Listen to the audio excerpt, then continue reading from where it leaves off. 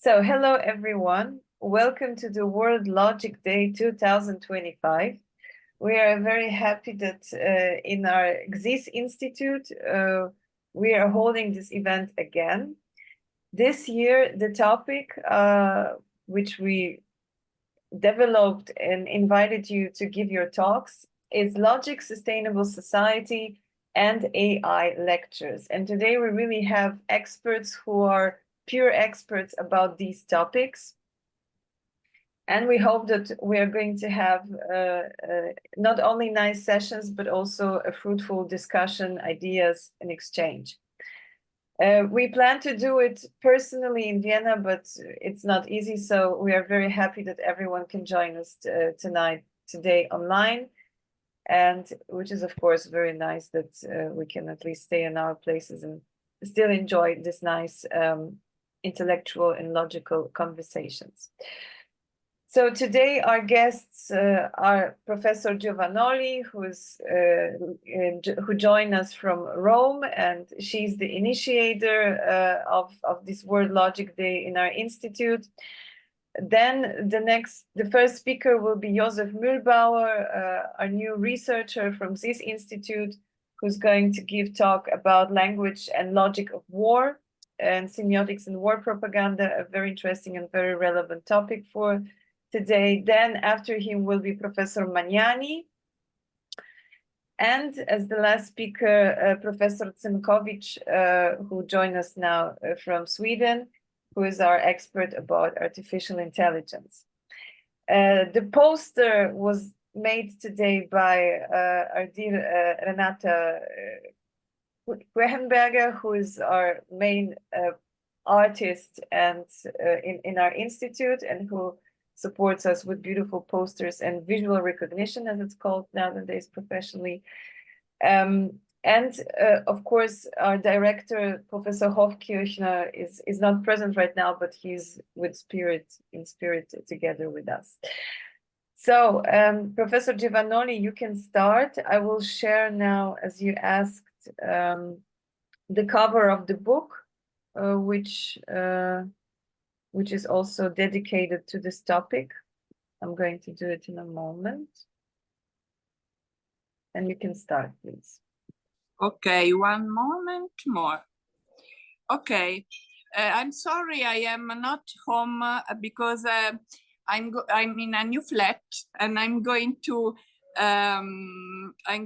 have the line in few days. So I'm in a very beautiful hotel now, and I speak only for about 15 minutes about this new book, The Logic of Social Practices 2, edited with Robert Lowe, which is the continuation of the volume, The Logic of Social Practices 1, was published in 2020, where we analyze social practices and its logic in a broadly sense, broadly or not, depending on the interest, more or less logic. And it's very interesting the fact that we analyze social practices from several perspectives and several disciplines. Because as you well know, if we start from history of philosophy, social practices are the main topic of American pragmatism. For example, Dewey J. Smith. The key notion is experience intended as practice, embedding the process that characterize human in their continuous relation with natural and social environment. So we have the so-called practice theory, Chasky and Reckwitz, analyze relevant features of the world we inhabit. Insofar, it is routinely created using tool, language, and bodily activities. Poi there are important theory of collective intentionality, which study social practices like Searle, Pomela, Bratman, Gilbert. And there is obviously a large literature in this field, mostly concerning social ontology. And collective intentionality inherit fundamental issue from phenomenology, social phenomenology, constructionism, and communication theory, but also obviously refer to sociology. It is a mental capacity to create a social world and concern also non-human animals.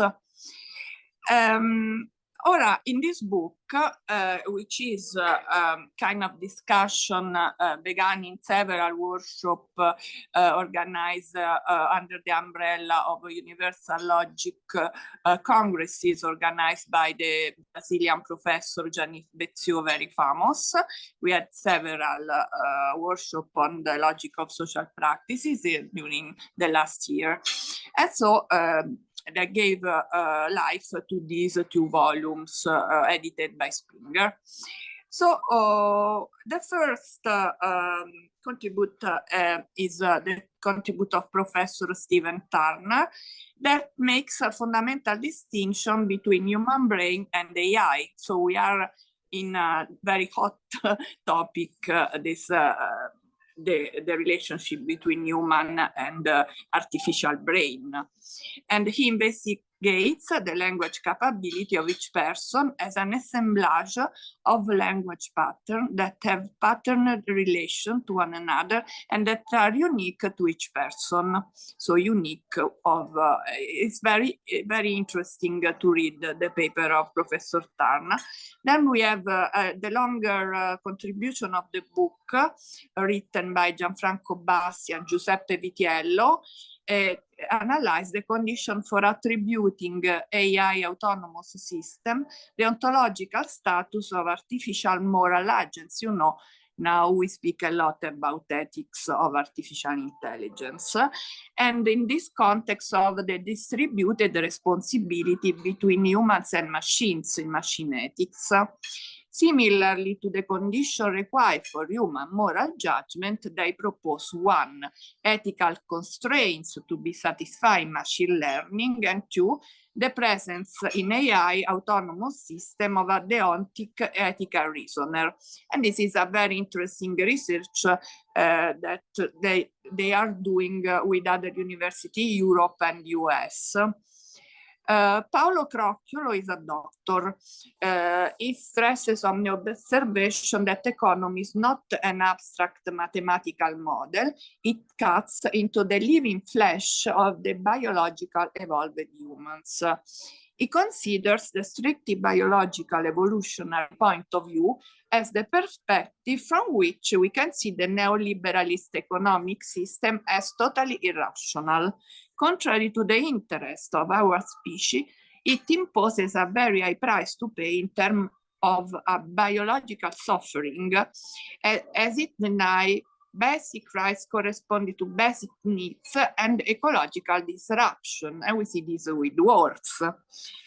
Lorenzo Magnani offers a cognitive perspective on morality as the effort to guide one's conduct by reasons, namely to do what there are the best reasons for doing. The author addresses the central problems of the logical structure of reason or inferring reasons by taking advantage of the fundamental distinction introduced by John Searle between internal and external reasons. Internal reasons are intention and desire, serve in a certain way to mediate between external and internal obligation by connecting both logically and causally in practical and moral cognition, and illustrating the relative importance of deductive cognition. Then we have the interesting essay of Renate C Z Quehenberger that reflects on the passage from the old theory of everything, as it was mathematically conceptualized by Plato, in 5 synonymous regular forms, epitomized in the principle of harmony. With the recent rediscovery of Plato's 5th element, we are able to understand that it was a higher dimensional worldview based upon geometry that works like a machine producing the living pattern of the world. The question is if this superstructure of theoretical physics affects also our society. This is an important question with its rights and habits. In her paper, an essay offers a reflection on the role of collective intentionality and its emergence in the way that individual and social group transform the meaning of art and other objects used in contemporary birth rituals. Pietro Salis proposes a thoughtful reading of Turner anti-normativism that rests on the theoretical observation that normative can be explained away by social science. He argued that normative accounts are better understood as good-bad theories or false accounts that play a role as social conditions like magical or religious ritual in primitive societies. Gabriele Ferretti and Silvano Zipoli-Caiani focus on the nature of habits as a form of skilled action. The debate on skilled action in the philosophical literature is deeply informed by motor neuroscience. Then we have Irena Mostowicz offers a reflection on humanity challenges in times of crisis like stability, desert nutrition, and adequate living condition essential for everyone. Russian Dacha shows an interesting example of a sustainable lifestyle which helps millions of Russians to face political and economic difficulty. David Braunstein intends to clarify the relationship between ethics and economy in Aristotle's Nicomachean Ethics that underlies the notion of polis. Economy takes its nature for the fundamental unity, eudaimonia, of ethics and politics. Raffaela Giovagnoli, the last, considered the role of habits in human, individual, and social lives. She moved from the fact that habitual behavior is fundamental to organize our activities in individual as well in social context.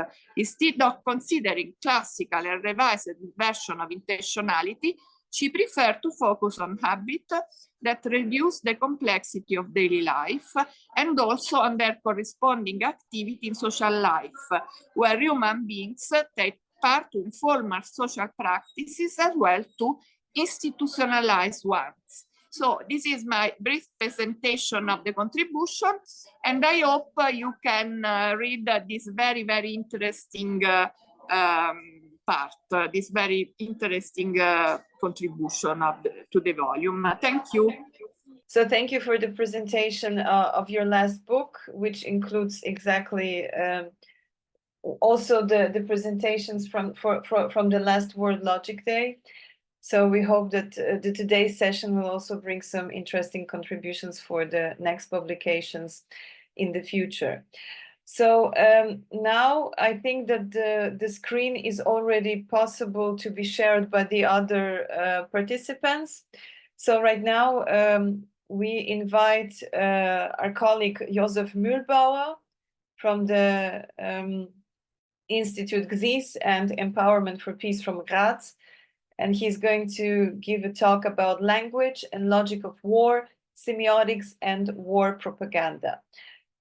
So Josef, please check if you can share the screen if you have a presentation. I presume you do.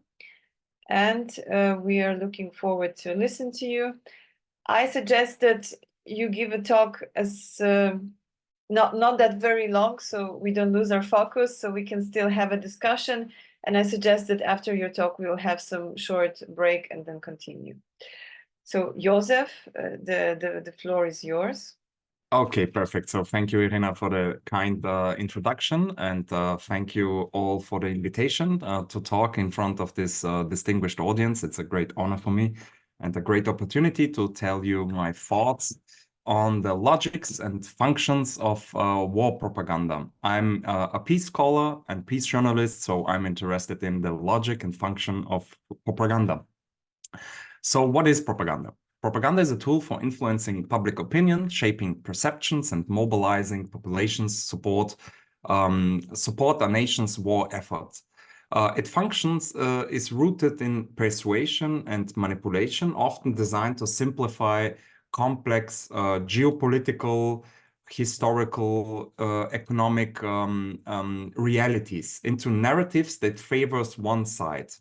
By appealing on emotions and biases and collective identities, war propaganda seeks to unify a population while delegitimizing the enemy.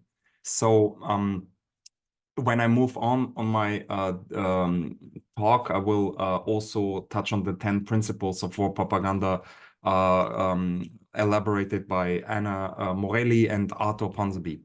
So the key function of war propaganda is to mobilize support. War propaganda creates a sense of urgency and collective purpose, encouraging citizens to actively participate in war efforts, whether through enlistment, resource contribution, or ideological backing, and so on and so forth. So one function is to mobilize public support and a broad support. The second very important function and logic of war propaganda is demonizing the enemy. So propaganda portrays the adversary most often or always as morally corrupt, inhuman, or an existential threat justifying the war. And any associated sacrifices are justified in order to eradicate the enemy. We saw this with Putin. He said that all Ukrainians are Nazis, and he said we should denazify Ukraine. On the other hand, we saw the comparison. Putin and Hitler, Poland's, I believe, former prime minister said it, and many others. So we see that on both sides, this game is played to demonize, dehumanize the enemy. Another key function is the control of information. By managing the flow of information, propaganda ensures that only favorable narratives reach the public, while dissident voices are suppressed or discredited. In extreme cases, it occurs that dissident opinion and voices or information are even censored. So another point is to creating identity and unity. Propaganda often relies on nationalistic and ideological appeals to forge a collective identity, reducing internal division and fostering solidarity. The motive can be ideological, such as communism, liberalism, fascism. What unites us all, for example, we in the democratic, liberal, open, free society, is that we are liberal, democratic, free, and it's worth fighting for. And our enemies, of course, are the autocratic, unfree, oppressed societies that we have to liberate. So that's our ideology. In some senses, it's true, but on many occasions, it's not true. The logic behind it is to open up dichotomies. And that's a key function and a key logic to also deconstruct war propaganda. By creating this dichotomy, black and white, male and female, dark and light, and many others, good and bad, and many others. And in our cases that I told you, democracy versus autocracy, you open up a dichotomy where there is no other nuances. So there is only good and only bad, and you have to choose. Like George W. Bush said in one famous speech, the axis of evil, you have to choose. Either you are with us or you are with the enemy. So there are only two options. And this opens up a false narrative. And we as critical scholars have to open up this debate and to deconstruct dichotomies. In the peace studies, this is called the, for example, what I told you before, in the peace studies, this is called the democratic peace theory, which is highly contested. Proponents of the democratic peace theory argues that both electoral and republican forms of democracy are hesitant to engage in armed conflicts with other identified democracies. One form of this theory suggests that several factors motivate peace between democratic states.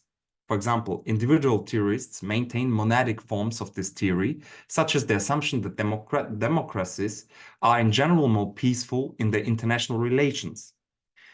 Dyadic forms of this theory suggest that democracies do not go to war with other democracies. And systemic forms of this theory argue that more democratic states in the international systems, in the international system, make the international system more peaceful. So we have a dilemma. For example, if we see China is not a democracy, but in the last 40 or 50 years, they didn't go to war. So it's difficult to explain with simple terms, good and bad, democracy versus autocracy, peace and war and conflict. So we need to dig deeper. And here we see Jack Snyder, Edward Mansfield that challenge also these theories. And if one would like to dig deeper into these theories, I recommend the article and books of Greg Cashman. So let me move on. Another key function of propaganda is sustaining morale. Through positive messaging and success stories, propaganda helps maintain public confidence and resolve even during setbacks. We tend to hear often that many soldiers our enemy lost, but rarely we hear how many we lost. So the losses of our opponents are always higher than our losses. So there are no public figures, for example, in the Ukraine war, of the Ukraine losses. And also Putin will not reveal his true losses. So the losses of the enemy is always higher, and the cost for the enemy is always higher as our costs. So this is also a key function that we have to keep in mind when we see news and reports. So let me talk also on how propaganda works, and I hope I can also reach the point of semiotics. What propaganda functions by strategically using symbols, media, and messaging techniques. It employs repetition, emotional appeals, and selective perceptions. And here I can move on to the one of the key elements is also framing. I hope you can see the slide. By simplification and stereotyping, propaganda simplify complex issues into dichotomies, such as good and evil, as I told you before. Stereotypes are used to caricature the enemy and make abstract threats tangible. Appeals to fear and patriotism. Fear is a powerful motivator. Propaganda highlights threats to the safety, to the culture, to the sovereignty, urging citizens to rally around the government. Patriotism can be used to foster pride and a sense of duty. So the use of symbols and iconography is also very important. Flags, national anthems, and other symbols are prominently featured to evoke emotional responses to reinforce identity. And on the symbols and iconography, I will come later, because together with Professor Hristo Kaftandziev, a Bulgarian professor of semiotics, we are working on a scientific paper on semiotics and peace studies. And we are trying to deconstruct the war propaganda by showing how symbols, iconography, and also the concept of myths are used. So we are using the theories and concept of Roland Barthes. Roland Barthes was concerned with the critical analysis of literature, famous for his pronouncement of the death of the author, which is also the birth of the reader. Just as Nietzsche argued that life, self, and meaning are open matters of interpretation, and this is very important. Barthes argues that the text can be read in many ways without a fixture of their meaning by the author. So, as we read a text, we are not only connecting it to our personal life experience, but also within our culture and ideological frame. So we interpret things subjectively. But we are also critical of the author, reinterpreting their word in light of what we feel about them from the text. So like Foucault, Barthes criticized the idea of the natural. There is no natural, meaning of the text. So Barthes saw in his own day-older religious pronouncement about what is natural being replaced by the political and scientific claims about what is natural, as well as countercultural calls to return the natural from the modern. And Barthes argues that there are no natural pure states, but networks of signification that can be revealed as historical processes and cultural practices. Barthes examines text, such as advertising for clothes and food products, noting that certain fashions were meant to signify luxury, happiness, freedom, and certain food products were meant to signify health and decadence and satisfaction, and so on and so forth. So propaganda, advertising, manipulation, they work on a similar basis. And Barthes' book on mythologies from 1957 is a short set of critical essays focusing on the modern-day production of mythology and meaning. In the first essay, The World of Wrestling, Barthes argues that wrestlers do not argues that wrestlers, not athletes, but entertainers, derived from the Mexican luchadores or luchadores. And they are personifications of good and evil, and each wrestler matches a spectacle of excess.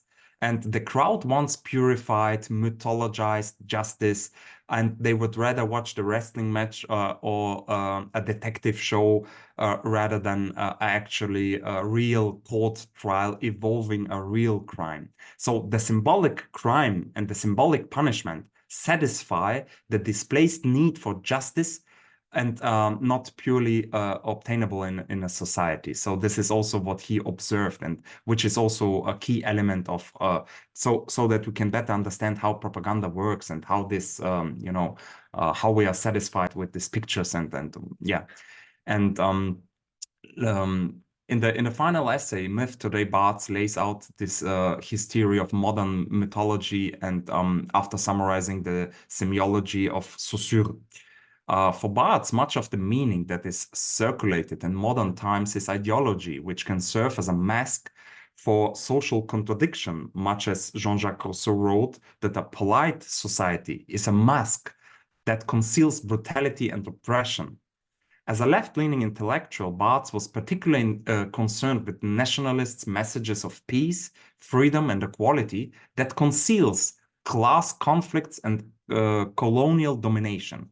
And a famous example that Barthes analyzes was a cover of a Paris Match, which is a French newspaper or Time magazine, like Time magazine, that he found in a barber shop. And Barthes argues that this is clearly propaganda because it showed a young black boy, a black soldier saluting, and this salute signifies for Barthes the French colonialism, because the French government and military are loved and supported by Africans, and that all their sons, without any color and discrimination, faithfully served under the French flag.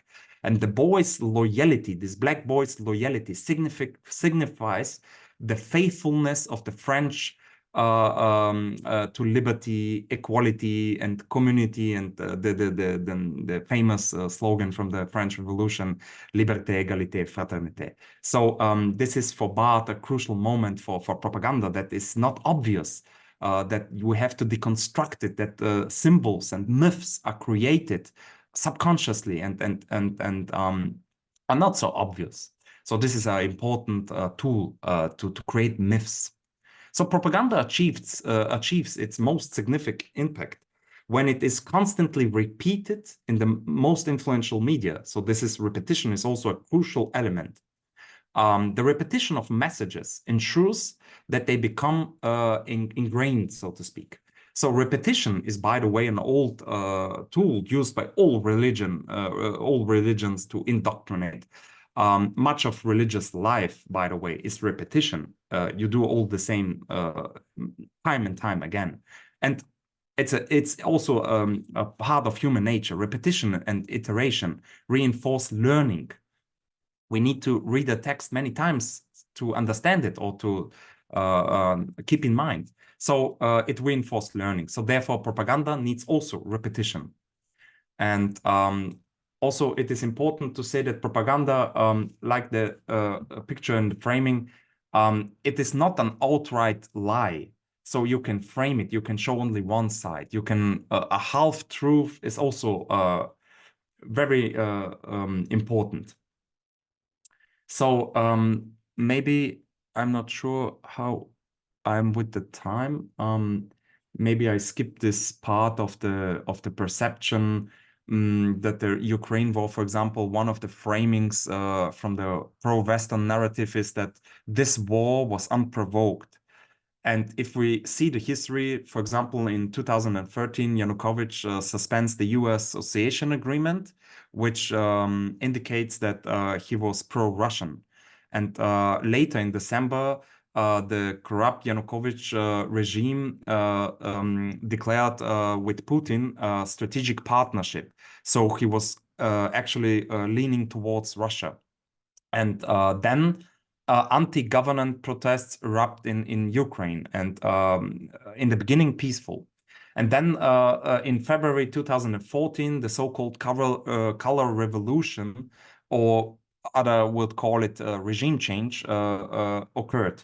And then after this, for example, the annexation of Crimea happened, and you know, the pro-Western Petro Poroshenko took power, and then 2 years later, NATO and Ukraine signed a comprehensive assistance packages. And in 2020, the UK and Ukraine, they signed a political and free trade strategic partnership. So what we can see is that Ukraine, after the color revolution, was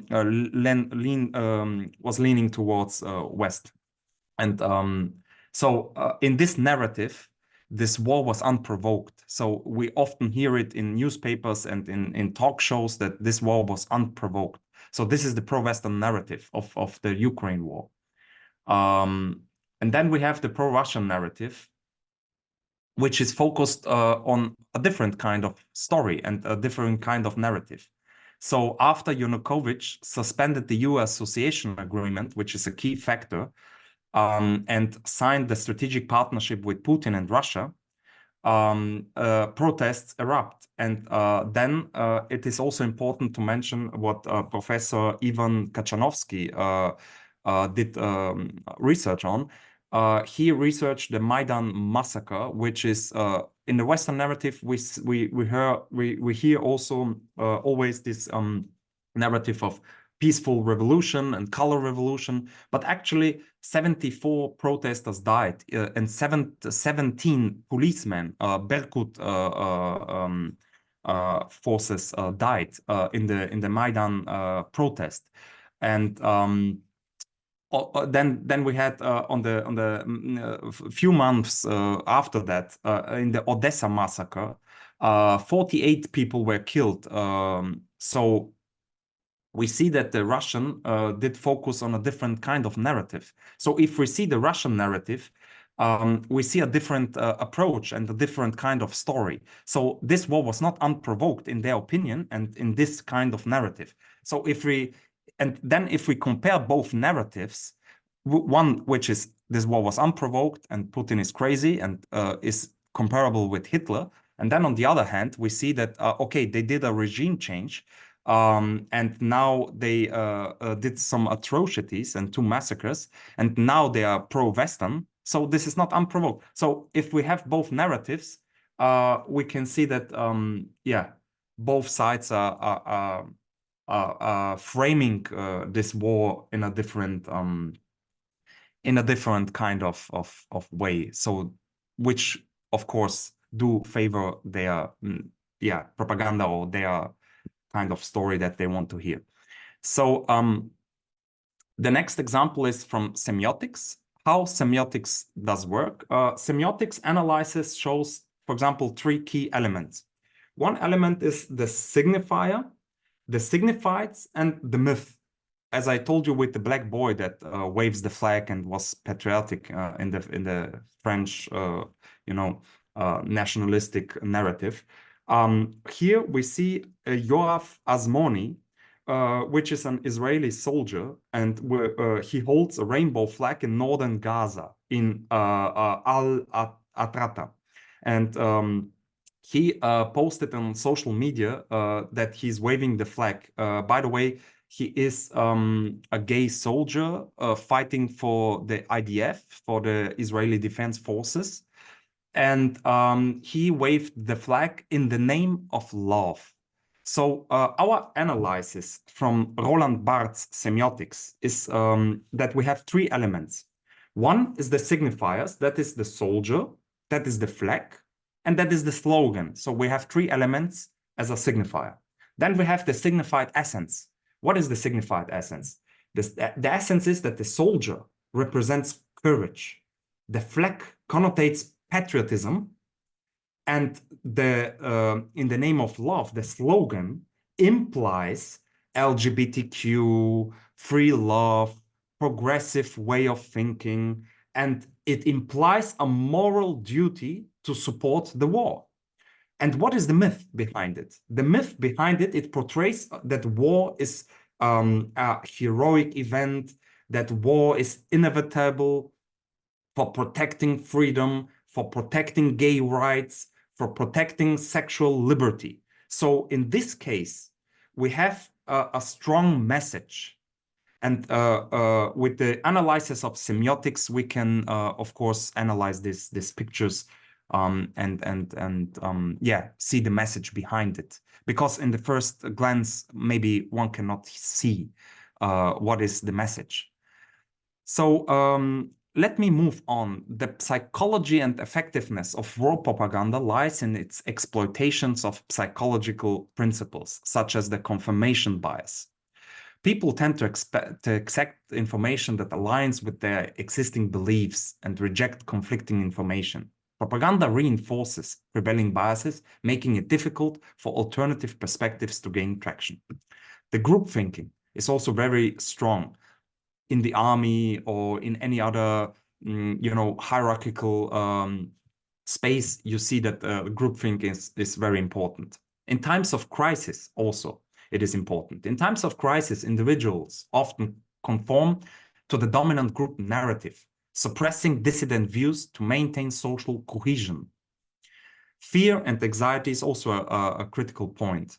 Threatening scenarios activate survival instincts, so our animal brain is activated, making individuals more likely to accept authoritarian measures or simplified explanations. That's why right-wing populism is more popular, more effective in times of crisis, in times of economical crisis, in times of war, and many other things. Then we have cognitive dissonance. Propaganda resolves conflicts by framing the enemy as evil and one side as the righteous, reducing mental discomfort. Killing people is not easy, so you have to convince yourself that you are the good guy and that you are killing the bad guys. So by convincing yourself that you are killing the bad guys and that you are the good guy, you're dissolving the problem of cognitive dissonance. And emotional appeals. By evoking anger, pride, sorrow, propaganda bypasses rational analysis, making people more, susceptible to persuasion. So these are the key elements. There are many more, but these are the key elements how propaganda also functions on a psychological level. And as I told you, fortunately, there are peace scholars. Fortunately, there are semiotics. Fortunately, we can deconstruct war propaganda. Critical thinking and media literacy are essential for recognizing and deconstructing propaganda. And there are many steps that we can apply and that we can follow. For example, we can identify emotional appeals. We can analyze the content of language or imagery designed to provoke strong emotions. And we can question ourselves, why these emotions are being targeted? How do I feel when I see a picture, when I see a story, when I hear a story, and so on and so forth? By reading the newspapers, how do I feel about Muslims if I read the newspapers? How do I feel about the war? And many other examples we can have here. So the second point is fact checking. Of course, we can we are scholars here in this room, so for us it's more easy. But we cross-reference claims with other independent, reliable sources, so that we can uncover distortions, omissions, and falsehoods. So of course we can cross-reference claims. Then we can recognize biases. Like the other pictures with the framing, we can consider the source of information and potential motives. So for example, if a government agency or state-controlled media and other interest groups, we have to understand that these agencies or state-controlled media and interest groups, they have vested interests. They have economical interest, political interest, and so on and so forth. It's always important to keep that in mind. And of course, we need to understand historical context. Propaganda often draws on a historical grievance or stereotypes. For example, in the case of Israel, maybe Greater Israel, In the case of Russia, maybe the 1,000-year-old empire, or the Soviet Union, the re-establishment of Soviet Union. But propaganda works also on a more, subconscious level. But history is always used in order to re-establish a narrative, a stereotype. And understanding this context and the historical context can reveal underlying manipulations. Then examining framing and language, how the message is framed. Is it presenting in a binary choice, like I said, as a dichotomy? Does it load terms like barbaric, heroic, and here we can examine the language of the message. And another point is to seek diverse perspectives. So I'm fortunate to speak Bulgarian and Serbian, and so I can also English and German. So I can listen to Chinese information, Indian information, Serbians, Bulgarians, outlets and newspapers and many other information. So I can, seek diverse perspectives and multiple viewpoints that can counteract my own echo chamber, and yeah, so I can reveal inconsistencies, contradictions, and yeah, but it takes time, of course. So let me move on to the first slide, and then maybe I sum it up. Let me go to the book of Anne Morelli and Arthur Ponsonby, because this is the theoretical foundations of war propaganda. But let me move on maybe to 4 or 5 main theories that are also in the media theories and in journalism very important. For example, there is this agenda setting theory. This theory points that media doesn't tell people what to think, but rather what to think about. So propaganda focuses on attention, so on a certain issue while diverting it from others. So this is the agenda setting theory. Then we have the cultivation theory. Repeating exposure to specific narratives shapes perceptions of reality. For example, constant exposure to enemy stereotypes fosters hostilities and fears. Then we have the framing theory, which I'm a great fan of. The way of information is presented to influence interpretation. So propaganda frames events to support its objectives, often omitting nuances. And then we have the social identity theories, behaviorism, and conditioning, but this is too much for this presentation. So let me move on to the key book written by Arthur Ponsonby.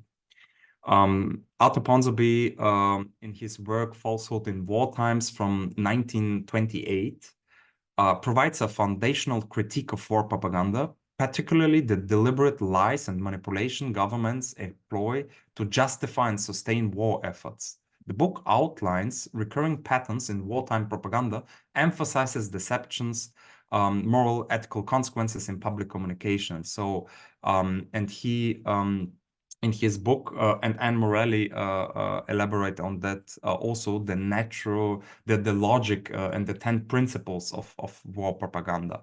So I want to mention this theory because these 10 principles, in my opinion, are valid even today.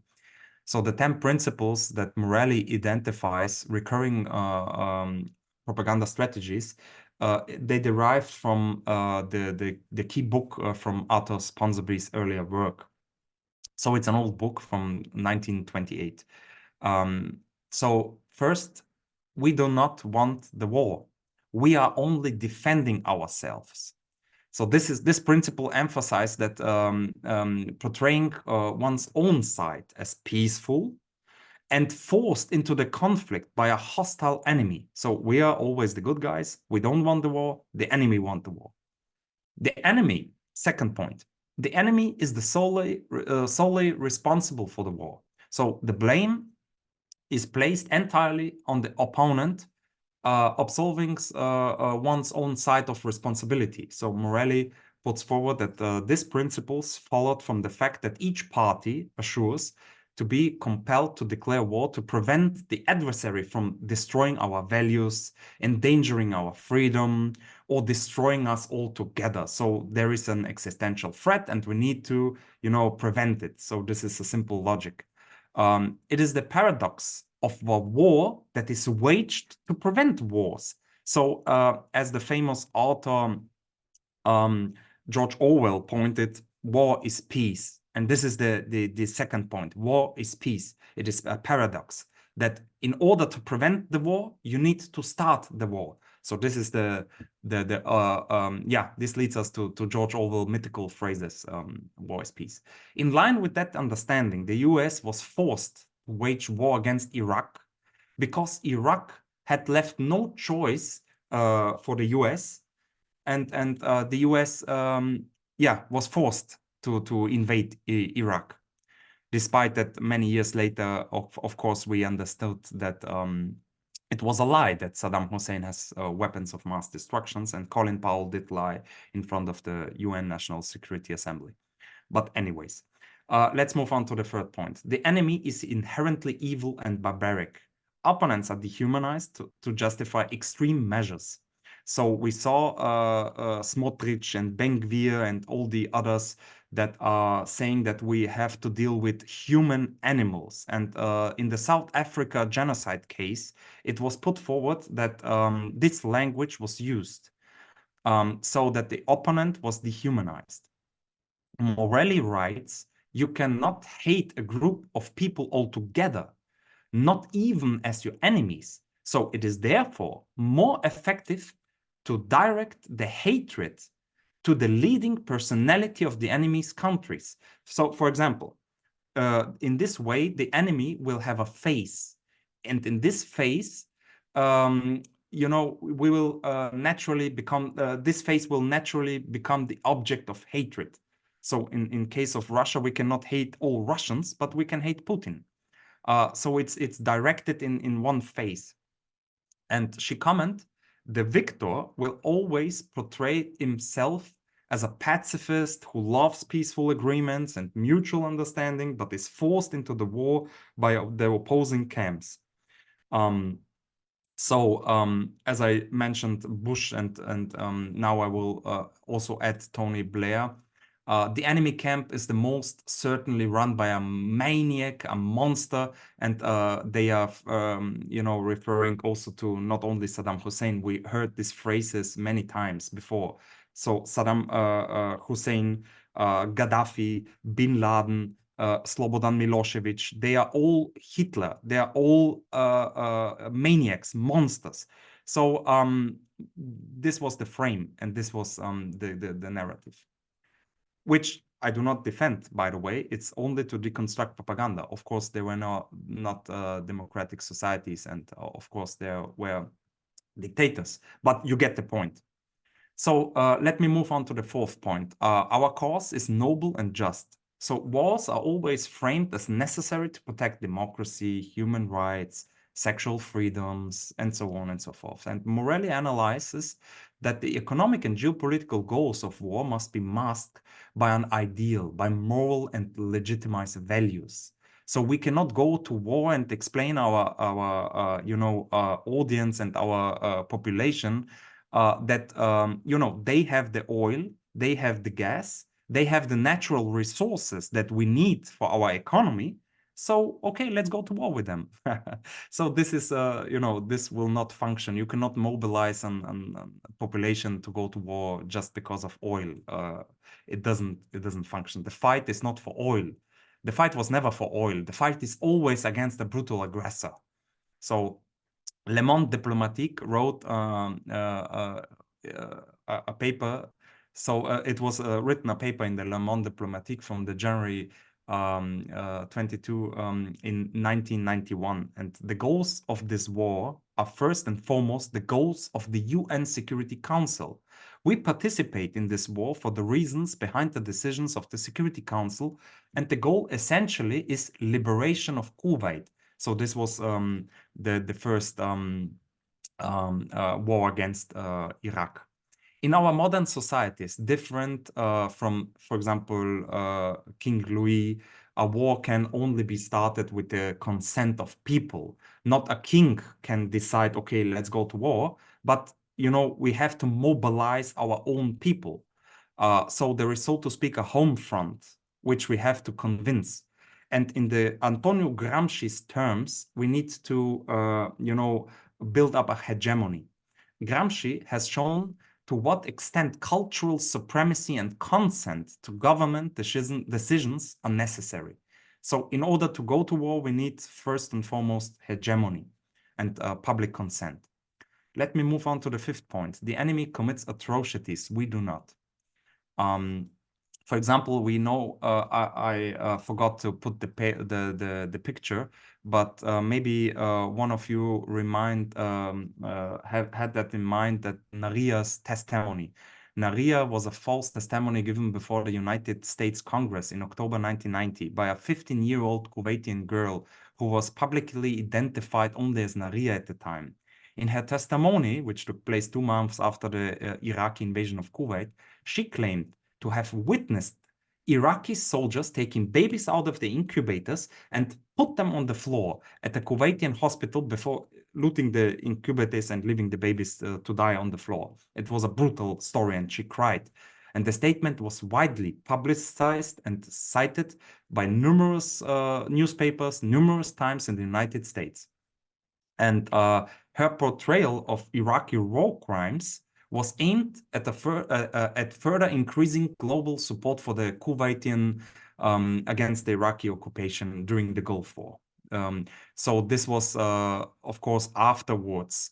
In 1 year later, I believe it was, or 2 years later, it was revealed that Naria's last name was Al-Sabah, and that she was the daughter of Saud Nasser al-Sabah, the Kuwaitian ambassador to the United States, when she testimony was made. So she was not working in the hospital. No, she was the daughter of the Kuwaitian ambassador. And furthermore, it was revealed that her testimony was organized as part of a wider public relation campaign conducted by the Kuwaitian government in exile.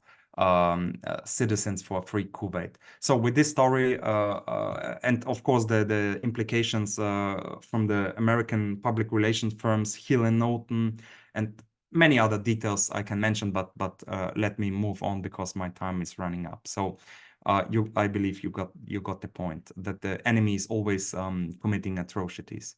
And then the enemy uses unauthorized weapons. 7th point, we suffer minor losses. The enemy loses a significant part and more losses. That is a point that I already mentioned. Point 8, publicly famous figures and even scientists support our case and support the war. Point 9, there is something sacred about our concern. Of course, our war is always just, and so there is something sacred and yeah, worth to die for. And the last point, anyone who questions, and with this I want to stop this talk. Anyone who questions our narrative is working for the enemy. So if you are against what I said, you are communist, you are fascist, you are, you know, liberal or whatever fits in my narrative. So anyone who questions our narrative is working for the enemy and therefore is a traitor. So yeah, with this, I want to finish my talk, and thank you very much for the attention. And yeah, I'm looking forward for your questions, and thank you. Okay, Josef, thank you very much for your talk, for this very important topic that refers to all of us, because we all experience political and war propaganda every day just by reading the news and listening to the news every day now during this several military conflicts that are going now. I have a short question. Yes, please. If you apply your understanding of propaganda and mechanisms of war and everything to the current situation in the US, what would you say? In regard to Trump? Yes. Trump portrays himself as a peacemaker and deal maker, as a, you know, businessman. But actually he has neo-imperial concerns, and he's shown that with Greenland, with Canada, with many other things, with the economic warfare against China. And he plays a double game. On one hand, he plays the authentical guy who tells always the truth, even if it's, you know, not popular.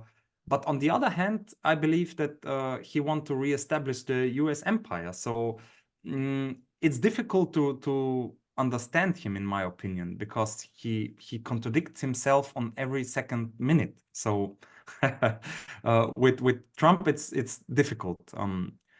Yeah. Okay, thank you. Any other questions, comments? I guess no. So thank you, Josef, for your talk. Right now, I would suggest to have a break. According to our plan, at 3 o'clock should have his talk, Professor Magnani.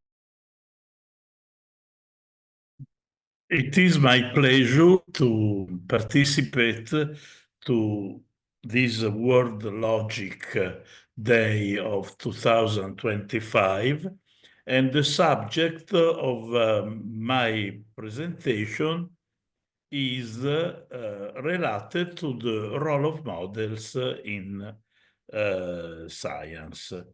So I am looking for my slides that can be an help to my presentation. And as you can see, the title of my presentation is Epistemic Warfare, the Fundamental Role of Models. So, model-based cognition is a very strong tradition in epistemology, in philosophy of science. Myself, I organized already 9 international conferences on model-based reasoning. And as you maybe know, and as you can imagine, the role of models in science is widespread. Models play a lot of functions, both in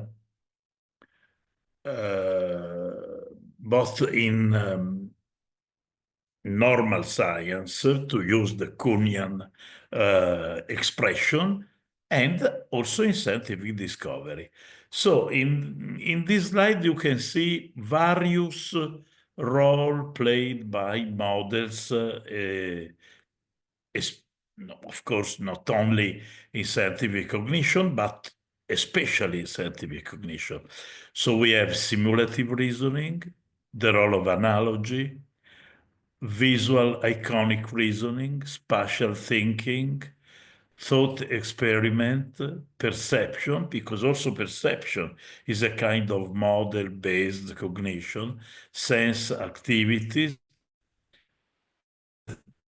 valuable, visual imaginary, that is the visualization, the internal visualization using the resources of human brain, and also in deductive reasoning, because the shape, the form that is that characterizes some proofs, for instance, the Beth method of semantic tableau, Girard's geometry of proofs, is important. And also emotion is in some sense related to model-based reasoning. When you see a face of a human being that expresses something related to an emotion, this is a kind of model-based cognition. Remember that when we deal with model-based reasoning or model-based cognition, we are referring to all those activities that are not directly related to the propositional, sentential language, but that refer to visualization, diagrams, drawings, pictures, and so on. And you see also, we just explained, thought experiment, visual imagery, also the internal imageries. Okay, so here there is an example of a model-based representation. To the right side, it is a model-based representation of the discovery of the DNA that was due to Watson and Crick, and it seems that Watson and Crick were favored by the imaging of a double snake, two snakes intertwined, and this is an example of the role of model-based cognition in scientific discovery. You can see also a model-based representation of the solar systems, and in this slide, I want to remember that I edited with Tommaso Bertolotti a handbook of model-based science, in which there is a part devoted to theoretical issues in models, edited by a colleague, Demetrios Portidis. Then part B, theoretical and cognitive issues in abduction, scientific inference. Then in logic, in science, in history of science, in mathematics, in cognitive science, part G in computational science, part H in physics, chemistry, and life sciences, edited by Mauro and Matteo Morganti, and then also in economical, social, and human sciences. So there is also this Springer handbook of model-based science that is available to researchers that are interested to the role of model in science. Okay, so scientific models are not only considered as I already said, useful ways of discovering entities, but now they are also considered abstract entities and idealizations. They are also indicated as fictions. They promote imagination.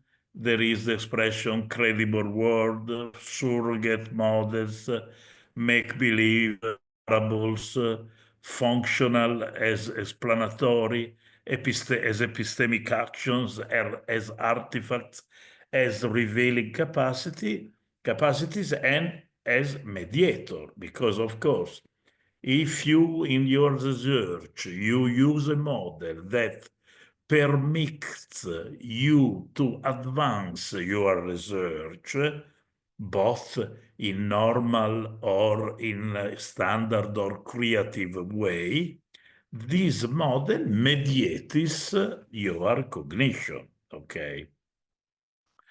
So, the fundamental role of models in science refers to the fact that models as idealization and abstractions are a pervasive and permanent feature of science, both in normal and revolutionary processes. I already said this, but it's important to mark these aspects. The fundamental role played by models in science is the one we find in the core conceptual discovery processes that are constitutive of new scientific frameworks and new empirical domains. Students of mechanics learn about oscillations by investigating the dynamical properties of the so-called ideal pendulum, typical famous model. Population biologists study the evolution of one species that reproduces at a constant rate in an unchanging and unlimited environment. And when studying the exchange of goods, economists still use models. Consider a situation, for instance, very abstract, idealized, in which there are only two goods, two restriction on available information, no transaction cost, no money, and dealing are done immediately. Okay, this is an image that refers to the ideal pendulum, and this is a book, a recent book on population biology of grasses. And so just to refer to these aspects of these two kinds of models that habit science. Models are distributed and never abstract. So in this case, I want to say that usually the epistemologists say that models are ideal and abstract. This is true, of course, but you have to take the word abstract in a Pickwickian way, because actually models are always distributed material entities. A diagram is a material entity. Also, an internal model in a human brain is a kind of distribution of neural networks. And so they are always material if we adopt a kind of naturalistic perspective in philosophy. Concrete diagrams, physical and computational models, and other kinds of models. For example, mathematical models. Also, mathematical models is not only represented in the brain, and still concrete, because the brain is a physical and biological entity, but also represented, for instance, in a sheet of paper or in a blackboard. Mental models, indeed, which are at the end particular, unrepeatable, and ever-changing configuration and transformation of neural networks and chemical distribution at the level of human brains, are something concrete. Model, to conclude, are abstract only in a Pickwickian sense, that is, as mental models shared to different extents by groups of scientists, depending on the type of research community at stake. Other images that represent models, and so modeling using a computer and using artifacts, maybe in a biochemical laboratory at the left side. And we also have the so-called manifest model. Because what is a manifest model? I contend that the so-called abstract model can be better described in terms of what Nersessian and Chandrasekharan call manifest model. It is a model that is worth pursuing and addresses the problems and concepts researchers are faced with. It is an internal model and it is manifest because it is shared. It is a model that belongs to a community, allows group members to perform manipulations and thus form common movement representation of the proposed concept. The manifest models also improve group dynamics. Of course, the ideal pendulum that we have seen in a previous slide is surely a manifest model, still used, for instance, in pendulum. Other examples, concrete external models able to generate internal counterpart as functional and behavioral approximation of neuron, one physical, in vitro new networks of cultural cultural neurons, and the other consisting in a computational counterpart, as recently built and applied in neural engineering laboratory, described by Nersessian and Chandrasekhar. This is the case. You have two models, an in vitro models that is, so to say, natural, cultural neurons, but also a computational counterpart of that situation, that is another kind of model. And manipulating these external representations, you can find something that you re-represent from the internal point of view. You see that there is concrete external models able to generate internal counterpart.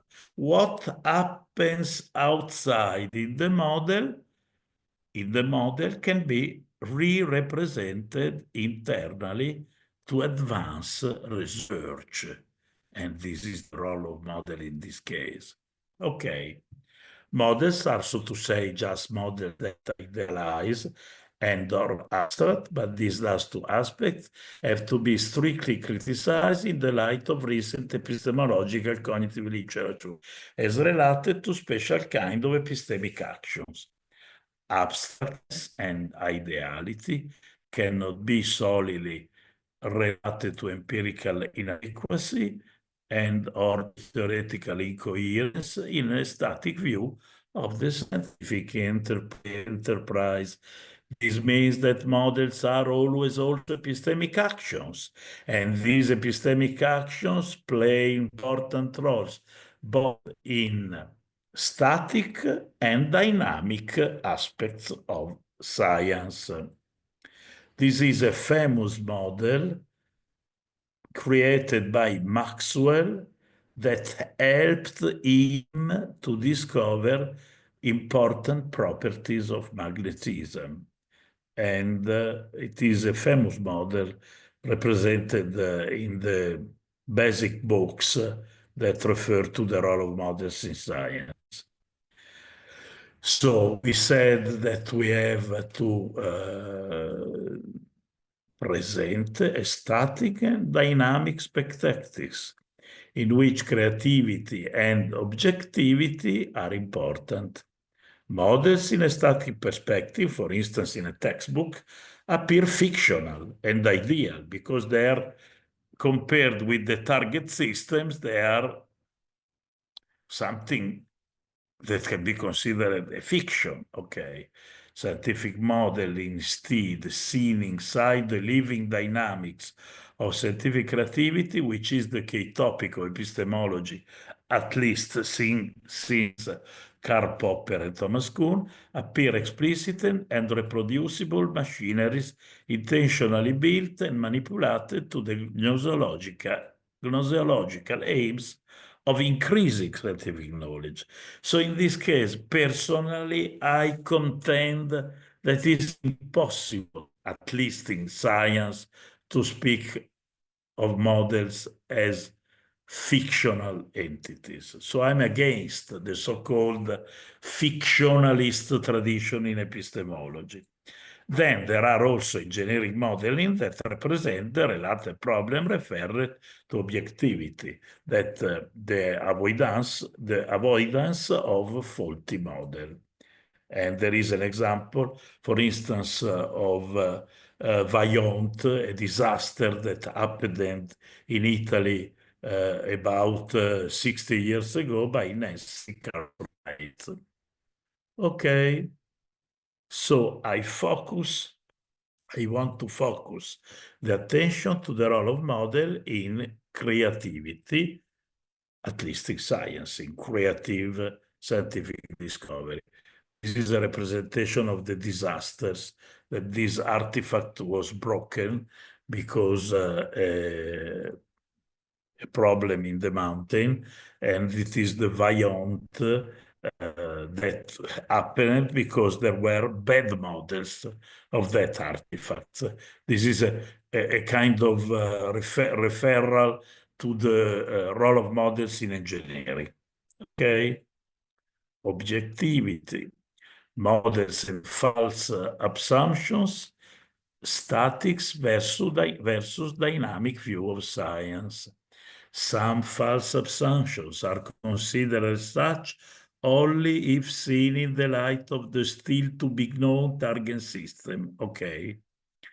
And so they appear false only in a post-hoc analysis, that it, you use the model, then you discovered something new thanks to that model, and then when you have discovered something new about the targets, you see that that model was false, okay? But the problem is that at the time of its working, it was not considered false.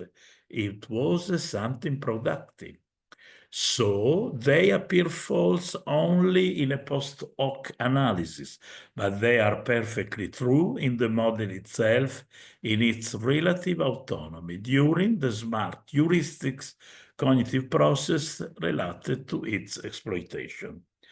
I see this not as a logical problem of deriving true conclusion from false premise. So, following Morrison's sentence, it is important not to see from the logical point of view the role of model, because it is not the logical problem of deriving true conclusion from false premises, but rather an epistemic one that deals with the way false representation transmit information about concrete cases.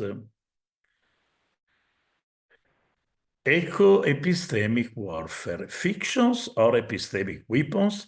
What I call epistemic warfare sees scientific enterprise as a complicated struggle for rational knowledge. In epistemic warfare, we have to distinguish epistemic, for example, scientific models, from non-epistemic, because also in scientific settings, there are model. For instance, fiction, falsity, propaganda, weapons are not fictions typical of any struggle which characterizes the conflict of human coalition of any kind. Feyerabend, the famous post-positivist philosopher of science, Feyerabend, clearly stressed how, despite their eventual success, the scientists' claims are often far from being evenly proved and accompanied by propaganda and psychological tricks in addition to whatever intellectual reason he has to offer, like in the case of Galileo. So this means that one count is the role of models in scientific cognition, that in this case you cannot say that they are fiction because they are productive, they are creative. For instance, in scientific, another count is the role of models, for instance, fictions in propaganda. If you invent a fake thought experiment to convince other scientists about your correctness, like Galileo, it seems, did, this is epistemic warfare in which there is a role of fictions as weapons, okay, that play a rhetorical role in this case. The simplest explanation is usually the right one. This is a referral to the Occam razors that emphasizes the importance of simplicity in scientific reasoning, and so also the important role of models that are able to simplify reasoning in this correct sense of the word simple, that doesn't mean stupidity, but simplicity as a value of scientific reasoning. This image of Anna Karenina refers to the fact that fictions are Karenina is a fiction, but you cannot compare a model in scientific reasoning to Anna Karenina. So you cannot say that is a fiction exactly like Karenina is. And so this is just to remember this problematicity of the word fictions. This is Paul Feyerabend in his kitchen. Okay. Epistemic warfare fictions or epistemic weapons, models, the war machines used in this subject, which I call epistemic warfare, to stress the determinate, strict epistemic dynamism of the adopted tools that are at stake, are not illusional fictions, as infidelity or stratagems used, for example, to cheat nature or swindle human beings, but just concrete, unambiguous, and well-disposed tactical intermediate weapons able to strategically attack nature, the target system, to further unveil its structure. Furthermore, fictions are imaginations, fictions as imaginations refer to the unequivocal meanings established in narrative literary frameworks, are, for example, meant to unveil human life and characters in new aesthetic perspectives, and or to criticize them through a moral or to entertain. In spite of sharing an ontology as imagined objects, scientific models and work of fictions function in very different cultural worlds. So Anna Karenina is in a one world, the world of narratives, and scientific fictions are in another world. Finally, we all know that in science, models are not used and intended as fiction. So, thanks for your patience and attention. You see that recently I also edited a handbook of abductive cognition. You know that abductive cognition refers to all kinds of hypothetical reasoning. So both diagnostic of creative reasoning. In the center of the image, there is the Springer Handbook of Model-Based Science. And then a new book of mine, recent, 2 years ago, it is called Discoverability, the Urgent Need of an Ecology of Human Creativity, that is only indirectly related to models. Models are still present in the Handbook of Abductive Cognition, and is related to some problems in current scientific research, for example, in biosciences, in which some aspects of the organization of research jeopardizes discoverability. So the fruitful capacity of science to make new discovery. You see that the subtitle is the urgent need of an ecology of human creativity. So to protect the environment that is related to the possibility to produce good science, okay? So I also remember the audience, and thanks for your patience, that an article of mine related to the problem of fictions, of models as fictions, model not that doesn't have to be considered as fiction, is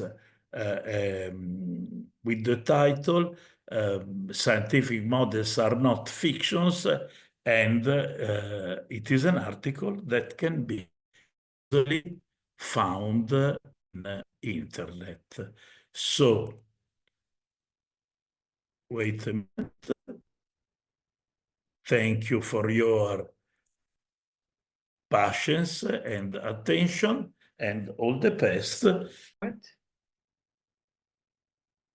So right now we start with the lecture by Professor Gordana Dodig-Crnkovic from the University of Gothenburg. with her talk, Morphological Computing as Logic Underlying Cognition in Human, Animal, and Intelligent Machine. Sounds very interesting and spannend, as the Germans say it. So please unmute yourself because you're still muted, and you can share the screen, and please, the floor is yours. Thank you very much for inviting me and for this nice introduction.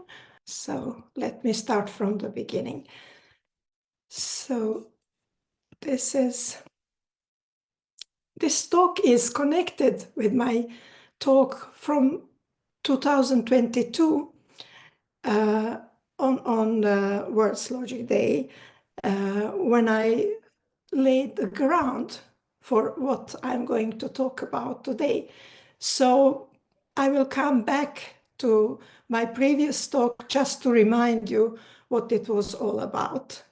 So my name is Gordana Dodig-Crnkovic. I'm professor at Mälardalen University and at Technical University Chalmers and Gothenburg University. So Chalmers and Gothenburg are connected in the case of my institution.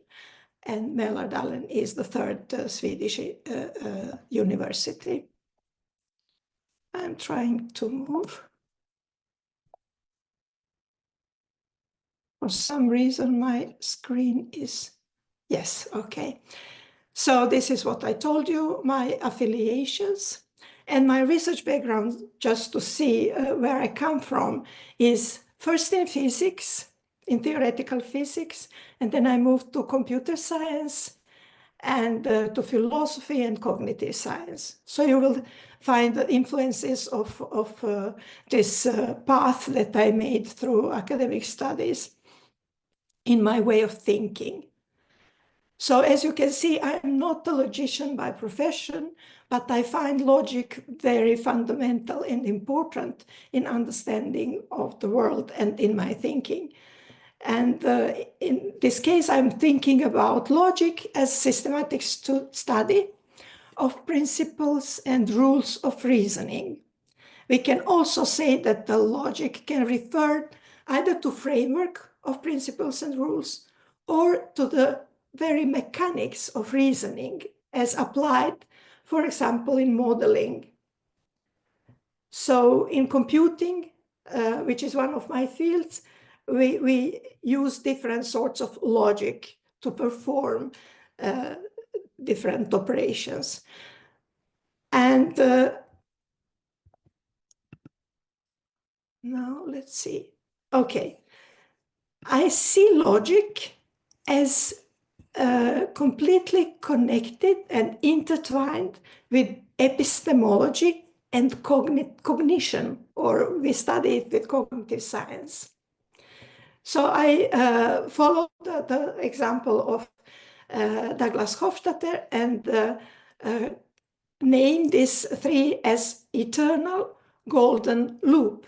So epistemology, cognitive science, and logic, they intertwine. They are like a knot. They are together, and you can smoothly and seamlessly go from one to the other.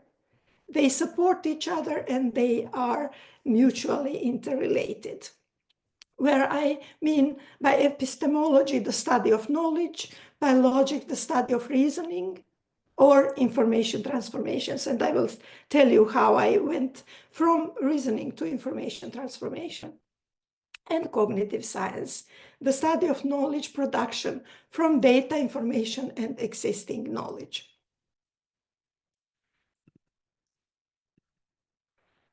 So we connect rationality, logic, interaction, and use it in naturalization of logic.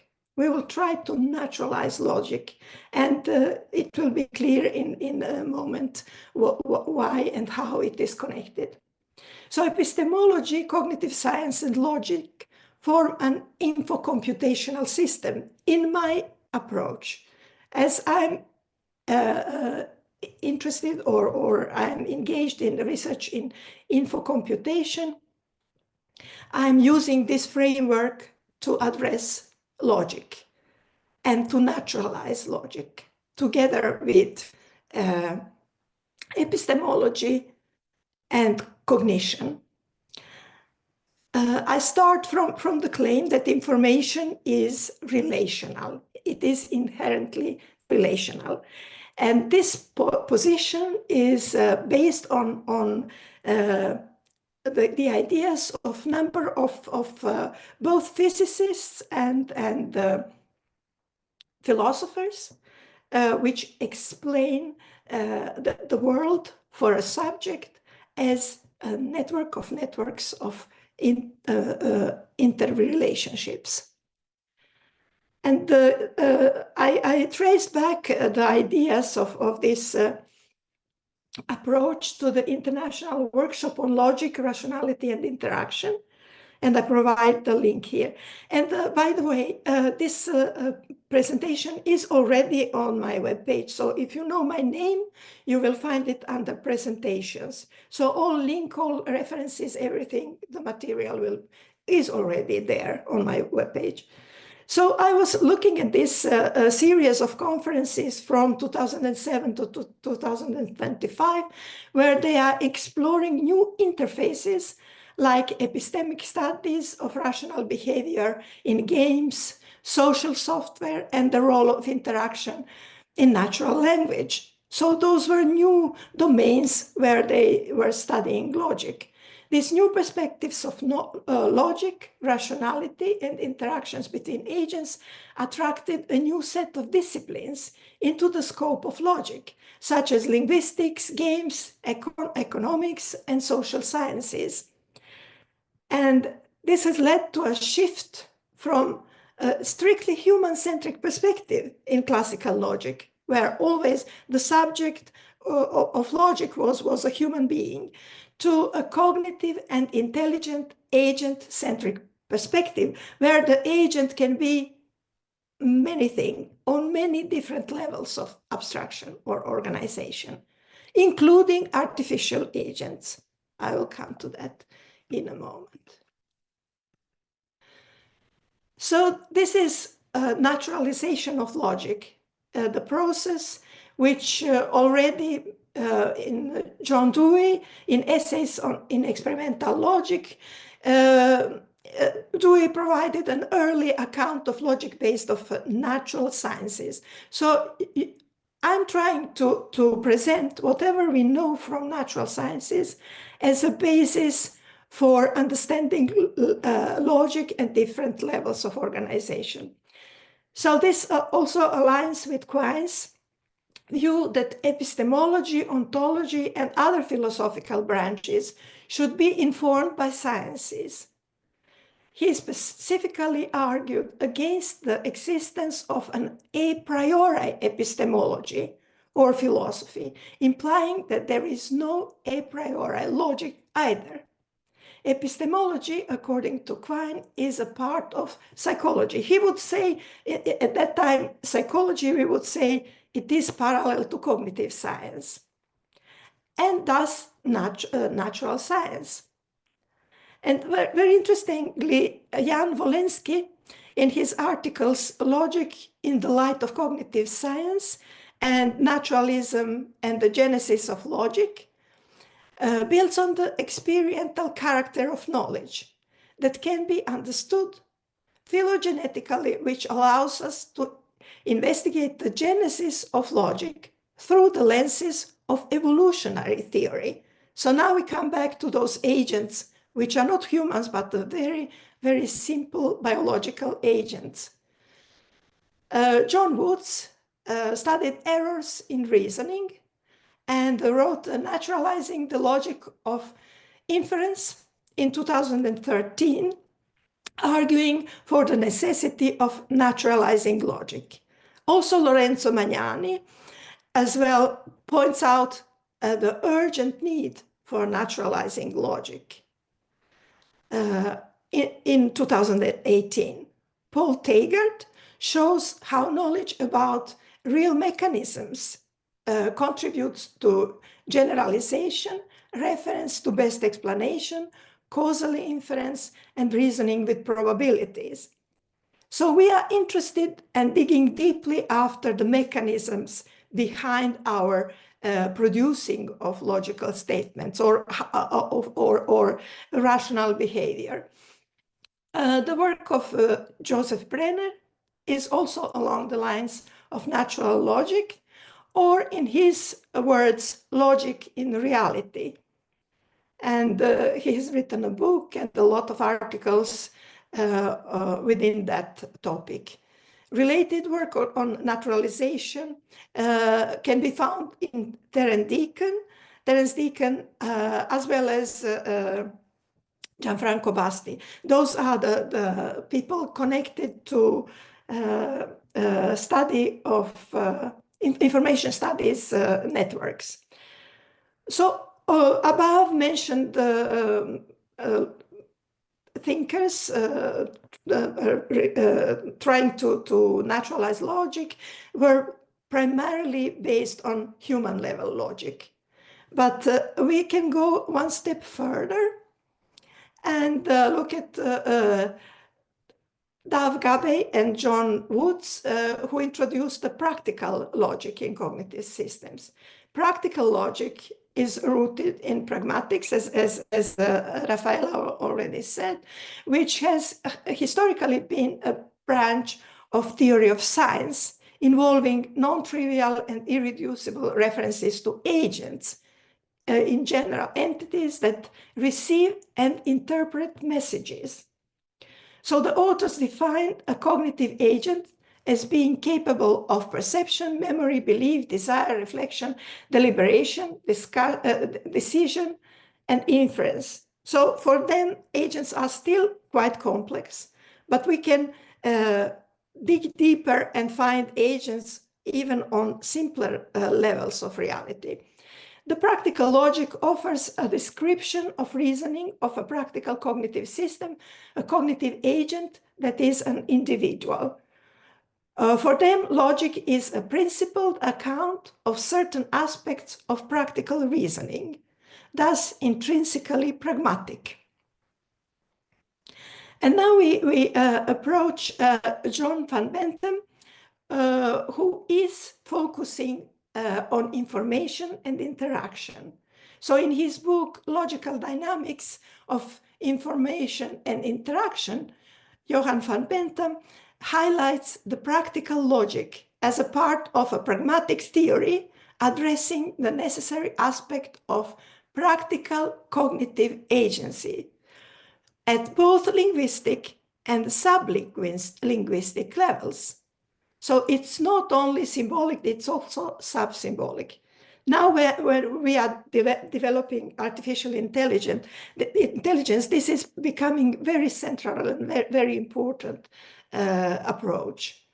For this, suitably flexible notion of information is necessary. Bentham emphasizes that his approach to practical logic shares similarities to the dynamic turn in logic research. Focus on the intersection of cognitive science and experimental studies of underlying psychological and neurological realities of human information processing and cognition. So we are really trying to understand what is going on when we apply logic or when logical derivations are happening in the world. And now I would like to come back to this lecture of my previous World Logic Day. Can you see it? Can you see now? Yes, yes. You see it? Yes, it's all visible. Okay, great. So when I'm talking that I will employ all those findings from before, I will go very quickly just to give you a feeling what it was, because not everybody was there at that time. So that was my presentation, and here we are connecting specific approach to computing, which is called morphological computing, in understanding cognition and logic. So, and we already at that time presented practical logic and logic in action. So at the bottom, we have a fundamental model of morphological computing, which means that morphology is performing information transformations. Often it is happening on a physical level, but it can happen on the level of language morphology as well. But basically, in my studies of cognition and logic, I was mostly looking at physical level and the level of biological and chemical and cognitive systems. So the last time I explained why we need to generalize definitions that we have. So the information is not as simple as a communication between people. It is referred to as a structure and so on. I don't have time to go to all those, but even both the link in this presentation of today and on my webpage as a file among presentations. So the new definitions of information, more general, computation, cognition, and evolution are given there. And everything is looked upon as computing nature or computing universe. The idea is to translate natural sciences into computational models. So this morphological computing is used to say exactly the same thing we know from physics, chemistry, biology, and so on, in terms of computation and information. So that's the main thing. Here is the explanation how exactly this computational model is built. And I will not go into the details. Also, how it connects to physics and how it connects to other levels of reality or levels of organization, starting with elementary particles and then physics, chemistry, biology, cognitive systems and sociology and so on, going from microscopic to macroscopic. And here is the demonstration how cells can be modeled as computing systems. And the important relationship between an agent, or they call it observer, and the world through the interface, which could be only our senses or our senses plus instruments or plus computers or whatever we have that mediates this interaction. And similar picture can be drawn for the simplest organism. This is a worm, which has also nervous system and interacting through the interface with the universe. So cognition is taken to be a process on the level of simplest life. And you can go even deeper, as Michael Levin has demonstrated and described, to search for roots of cognition in subsets of cells.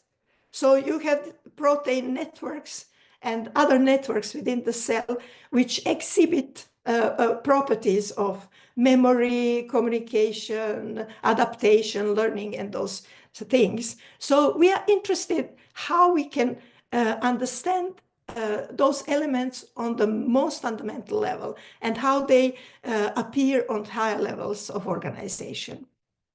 So this is called basal biocognition when we look at cells.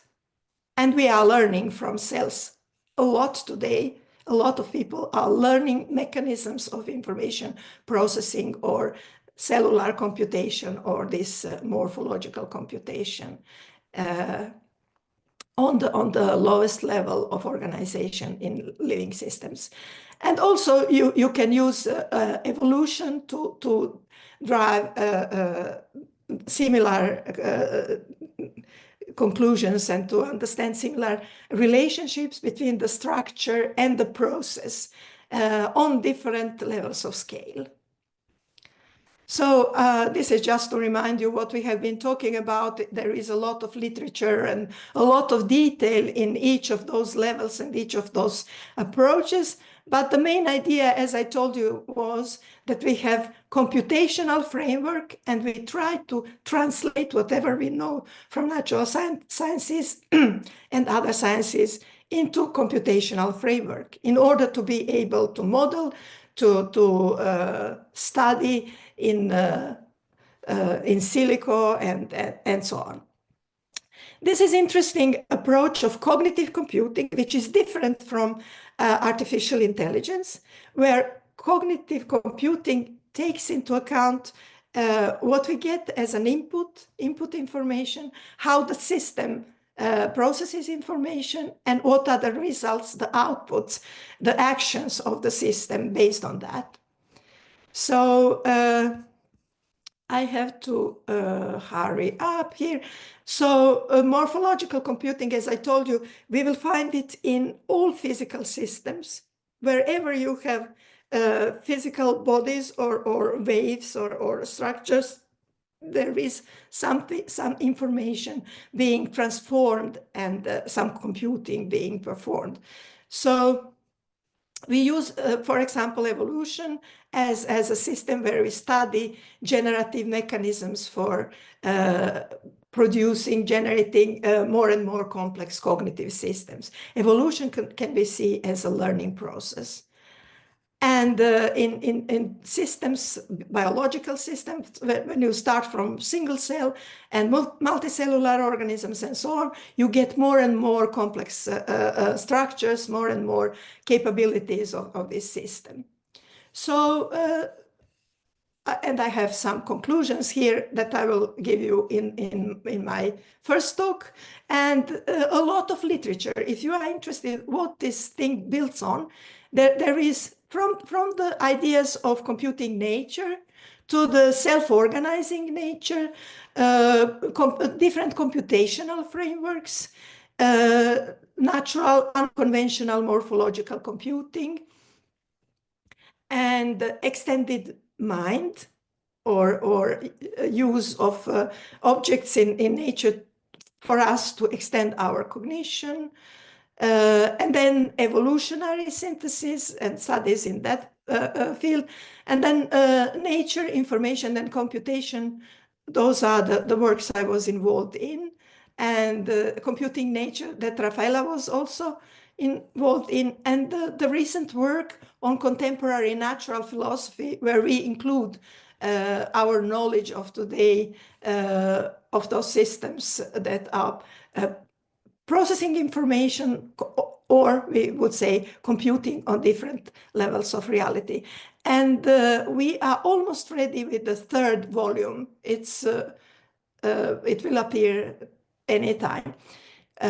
So I will go back. I will try to go back to my previous presentation. Do you see the previous one? The title is Logic in the Wild. Yes, yes, we see that. Great. So the logic in the wild is what I already told you the last time, what I presented as an approach to see systems in the world as information processors, as agents performing different actions based on inputs from the outside and information transformation happening within their bodies in interaction with the world. And Garrett and Grissom in 2023 claimed that chemistry is the logic of biological phenomena. And I find this very profound and in line with naturalized logic, claiming that you use the science which is more basic as a logic of the science which comes next. I will show you the hierarchy. So in more detailed computational approach, Foulon and colleagues in 2019 present a language for molecular computation. And if chemistry is the logic of biology, what is the logic of chemistry? So we look at this biological object. This is a cell presented in the big picture. And we think about, okay, we can describe this biological level by chemical levels, so by chemical reactions within the cell and in interactions, but also below the language of chemistry, there is a language of physics. So this is what I am trying to claim. So logic in the wild, or the logic of the world, is a system of connected layers. First comes the logic, which is intrinsic foundation of mathematics. Then mathematics, which is intrinsic logic of physics. Physics, which is intrinsic logic of chemistry. Chemistry, which is intrinsic logic of biology. Biology is intrinsic logic of cognition, and cognition is the intrinsic logic, or it is intrinsic foundation of agent's intrinsic logic, where here by agent we mean a human. Humans, all knowledge that we know up to now is generated by humans. Humans with possibly some tools, but it is humans' knowledge that we are discussing, and human logic, which is on the highest level. And from this logic, you come back in the loop and define your mathematics and physics and chemistry, biology, cognition. So that's the system of boxes within boxes.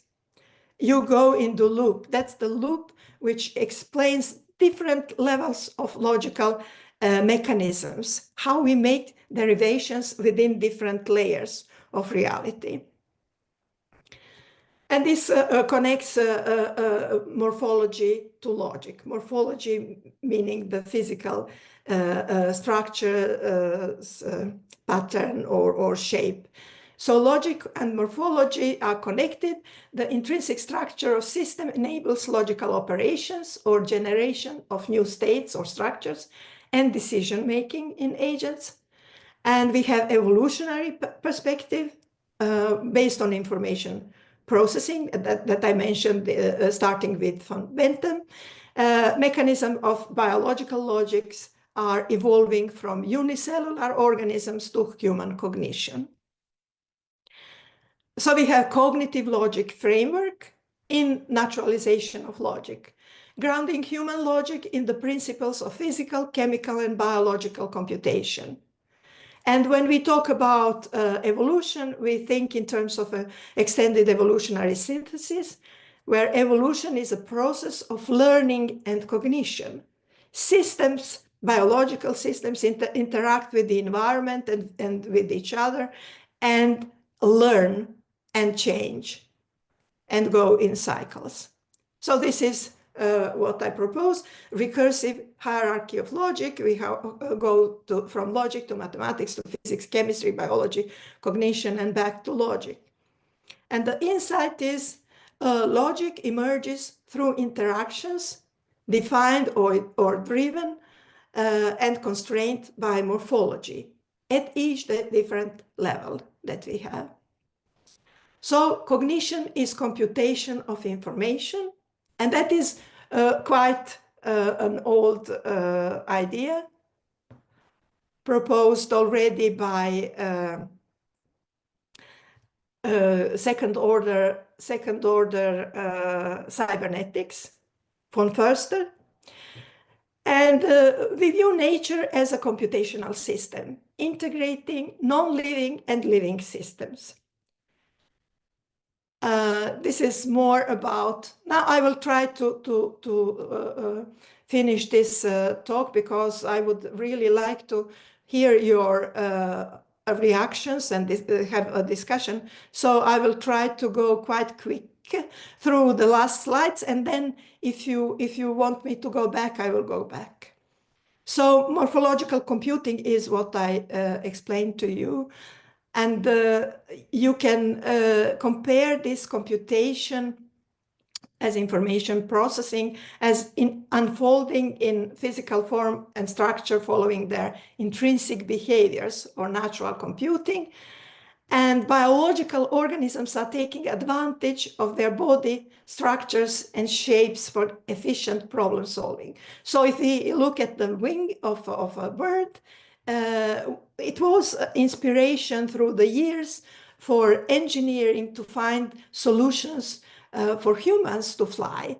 So there is a nature-inspired design, there is biomimicry or biomimetics approaches that are exactly inspired by what is going on in organisms, which is in this framework, morphological computing. So we go from nature and learn from nature and construct machines. And also our intelligent machines are constructed by analogy with our human intelligence.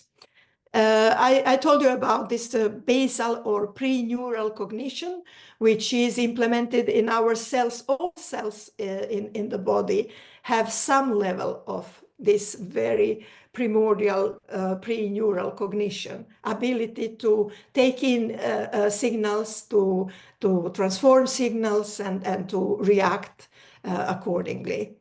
And evolution is learning. And we have also, of course, any number of open questions as in any other theory. Current gaps are mechanisms linking morphology to high-level cognition. It is just the research that is needed to be done. There is a lot of research right now on basal cognition, very, very fundamental behaviors of unicellular organisms, but we need to come in step up to human level and then transition from sub-symbolic to symbolic information processing. It is becoming very hot in artificial intelligence because, you know, deep learning is sub-symbolic and symbolic is a very powerful way of thinking. So we need to add symbolic to the sub-symbolic level.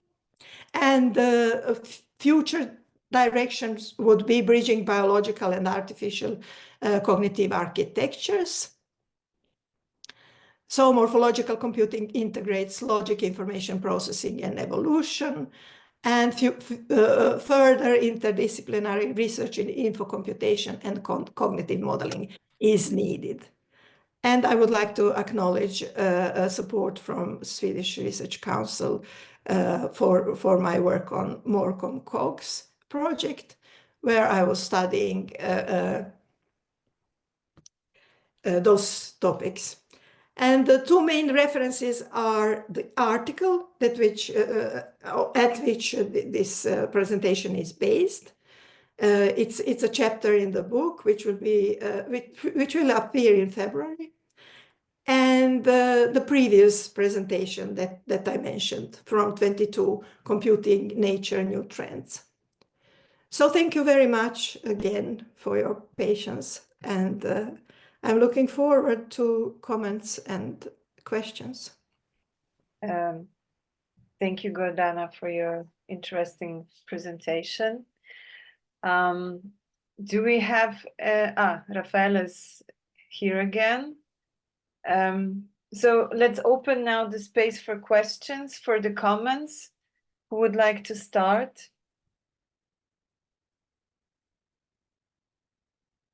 Raffaela, you probably have some comments.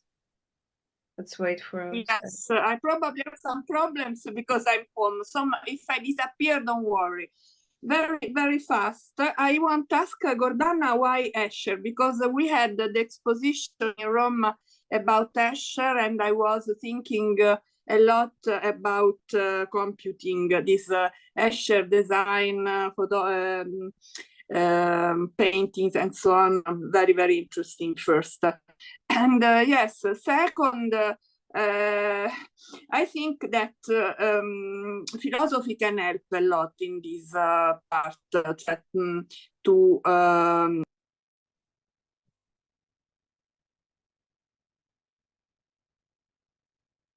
We can't hear you. Raffaela, now again. Okay. Oh, great. Okay, I'm again.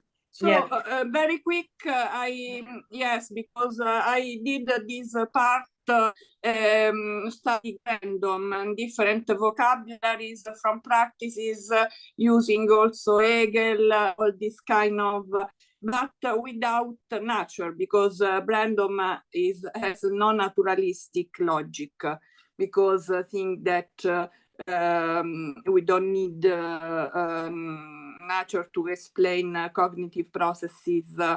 We have philosophy and vocabularies and language, which explain a lot about this, but I think that it's a good complementarity between the computation, as Gordana presented, this logic, different level of logic, practices, our practices that come from this different level, absolutely.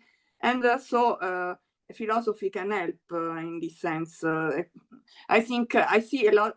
I already studied, written about Brandom and analytic pragmatism, different practices and vocabulary, interaction between practices and vocabulary that can be integrated absolutely in the work of Gordana from the basic natural level. So I'm quick because I don't know at home how much I can be connected. I hope you could hear me. Yes, Raffaela, it was a really very good comment. And I would be very much interested in learning about philosophical inputs that can relate and inform this approach. Yes. No, I think there is much work to do, philosophy and connection, because Hegel is so important. It seems strange that I quote Hegel, but I see the Hegel, the contradiction, the property of the things Hegel put together. Something is for us, something no, and these properties, how we treat in the Hegel phenomenology is fantastic, in my opinion, and that is why Brandom has this compatibility logic.